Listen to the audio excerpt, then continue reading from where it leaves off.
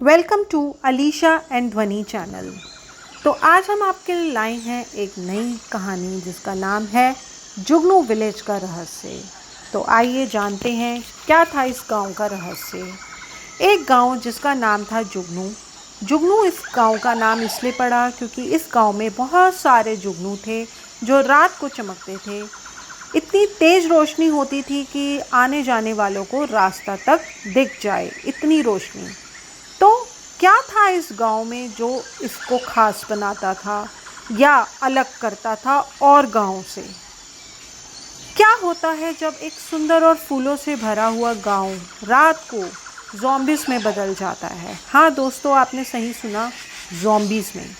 जुगनू गांव एक खूबसूरत और फूलों से भरा हुआ गांव था, लेकिन उसमें एक अजीब चीज़ होती थी। जैसे ही शाम होती थी, गांव के लोग ज़ॉम्बीज़ में बदल जाते थे। लोगों का कहना था कि ये भगवान का श्राप है जो इन गांव वालों को लगा हुआ है। रोज़ रोज़ ये लोग दूसरे गांव के लोगों पर अटैक करते थे और एक दूसरे को भी मार देते थे। इनका कहर इतना बढ़ता गया कि अब दूसरे गांव के लोगों ने भी इनकी मदद बंद कर दी और जैसे ही शाम होती थी, गांव के लोग अपनी खिड़की दरवाजे बंद कर देते थे और कोई भी इनकी मदद के लिए दरवाज़ा नहीं खोलता था। अब धीरे धीरे और गांव के लोग जो थे वो इस जुगनू गांव से कटने लगे और कोई भी अब इनकी सहायता या मदद के लिए आगे नहीं बढ़ता था। लेकिन कहते हैं ना, जहाँ शैतान होता है वहाँ भगवान भी होता है। तो भगवान ने इनकी मदद के लिए भेजा राधा को। राधा रुद्र गांव की एक डिवोटी लड़की थी जो भगवान की पूजा करती थी और उनकी ब्लेसिंग्स के साथ थी। राधा ने यह डिसाइड किया कि वो जुगनू गांव जाएगी। उसके माँ बाप ने मना किया क्योंकि उन्हें डर था कि राधा भी ज़ॉम्बी बन जाएगी, लेकिन राधा ने विश्वास दिलाया कि उसे कुछ नहीं होगा। राधा ने जब गांव का दौरा किया तो दिन के समय सब लोग नॉर्मल थे, लेकिन जैसे ही सूरज डूबता सब के सब ज़ॉम्बीज़ में बदल जाते। राधा यह देख के हैरान रह गई और उसे समझ ही नहीं आया कि अब वो क्या करे, क्योंकि वो भी इस गांव में अब फंस चुकी थी और अब वो करे तो करे क्या, क्योंकि जहाँ भी देखे जिस तरफ भी ज़ॉम्बीज़ ही ज़ॉम्बीज़ थे जो एक दूसरे को मार रहे थे, एक दूसरे को काट रहे थे।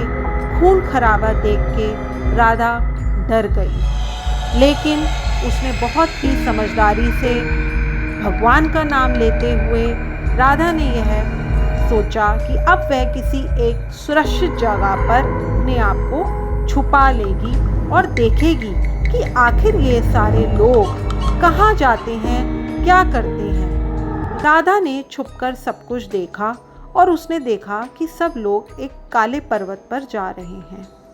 अगले दिन सूरज के उगने पर सब वापस नॉर्मल हो गया। राधा ने डिसाइड किया कि वो काला पर्वत पर जाकर इसके राज को समझेगी। वहां उसने देखा कि एक चुड़ैल जिसका नाम कोमल था गांव वालों पर काला जादू कर रही थी। कोमल एक पुरानी लड़की थी जिसे गांव वालों ने ठुकरा दिया था, अपमानित किया था, उसकी बदसूरती पर खिल्ली उड़ाई थी, मजाक बना के रख दिया था। इसीलिए कोमल ने गांव वालों से बदला लिया, उन पर काला जादू कर कर।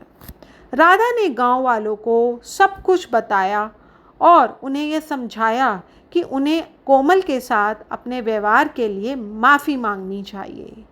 गांव वालों ने पूरी बात समझी और गांव वालों को लगा कि अब हमें कोमल से माफ़ी मांग लेनी चाहिए, क्योंकि अब उन्हें और खून खराबा अपने गांव में नहीं चाहिए था। गांव वालों ने कोमल को बुलाया और कोमल से दोबारा अपनी इस व्यवहार के लिए क्षमा मांगी। कोमल ने भी सबको माफ़ कर दिया और कोमल ने भी अपने गलती के लिए माफ़ी मांगी गांव वालों से। तो इस तरीके से कोमल और गांव वाले सब आगे खुशी खुशी रहने लगे।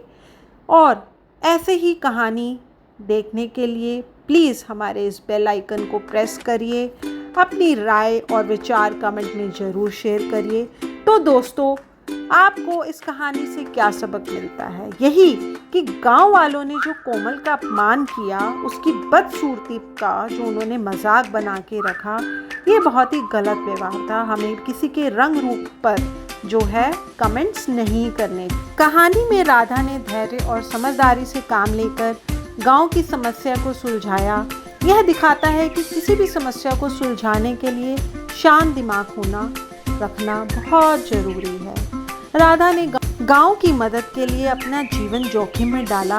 ये दिखाता है कि राधा जो थी अक्सर दूसरों की मदद करने के लिए हमेशा तत्पर रहती थी। गांव वालों ने अपनी गलतियों को स्वीकार करके और कोमल से माफ़ी मांगकर अपनी गलती सुधारने की कोशिश की। यह हमें सिखाता है कि गलती मानना और सुधार लेना ये बहुत अच्छा गुण है जो रिश्तों और समाज को में सुधार लाता है।